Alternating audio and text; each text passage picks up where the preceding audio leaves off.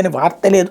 లోపల పేజీలో దాంట్లో ఉన్నటువంటిది అక్కడ జనం లేరు, ఇక్కడ జనం లేరు, లేకపోతే వాళ్ళు ఎట్ట ఉన్నారు, మందు పంచారు, ఇట్లాంటి వార్తలే రాసుకుంటూ వచ్చింది, అట్లాంటి ఫోటోలు వేసుకొచ్చింది. ఇప్పుడు అదే తెలుగుదేశం సభ అయ్యేటప్పుడు, తెలుగుదేశం జనసేన సభ అయ్యేటప్పటికి ఈ స్థాయి హైలైట్ చేసింది.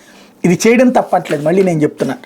కేవలం ఎదుటి వాళ్ళది మాత్రం ఏమీ లేదని చెప్పి నమ్మించడం, అంటే కళ్ళెదురుగుండా కనబడుతున్న వాటికి కూడా లేదని నమ్మించేటటువంటి దౌర్భాగ్యకరమైనటువంటి పత్రికలు. ఇప్పుడు సాక్షిది ఎట్లా మాట్లాడుకున్నాం అట్లాగే మాట్లాడుకోవాలి కదా, ఈనాడు జ్యోతి అయినా అదే మారిపోతున్నటువంటి పరిస్థితి. లేకపోతే జనం గూడు కూలిపోవాలి అంటూ కేంద్ర నిధులకు తోడు సొంతంగా 1.3 లక్షలు పోగేసుకట్టుకుని జగనాన్ని నిలిది నేనే కడతా అంటూ వైసీపీ నేత కాంట్రాక్టర్ అవతారం ఎత్తాడు. ఆయనకి ఇసుకపై ఉన్న ప్రేమ సిమెంట్ ఐరన్పై లేదు. ఫలితంగా మార్చి 2న గృహప్రవేశం జరగాల్సిన పేదలు ఇలా కూలిపోయిందంటే అనంతపురం జిల్లా రాయదుర్గం పట్టణానికి చెందిన లబ్ధిదారుకి గూడు కాదు గోడు మిగిలిందంటూ ఒక ఇల్లు కూలినటువంటి విషయాన్ని హైలైట్ చేసింది. ఖచ్చితంగా ఇది హైలైట్ చేయడంలో తప్పలేదు. ఎందుకంటే లక్షల ఇళ్ల మధ్యలో ఇట్లాంటి దరిద్రులు కూడా ఎవరైతే కాంట్రాక్టర్లు, అది వైసీపీ వాడై ఉండి అది ఇంకా అద్భుతంగా కట్టించి చూపెట్టాల్సింది పోయి నాశనం చేసినటువంటి దుర్మార్గుడి కారణంగా ఒక పేదవాడి కళ చెడగొడితే ఇప్పుడు వాడి దగ్గర నుంచి అది వసూలు చేసి ఆ ఇల్లు జాగ్రత్త కట్టించి ఇచ్చేటువంటి బాధ్యత ప్రభుత్వం తీసుకోవాలి, వైసీపీ తీసుకోవాల్సింది.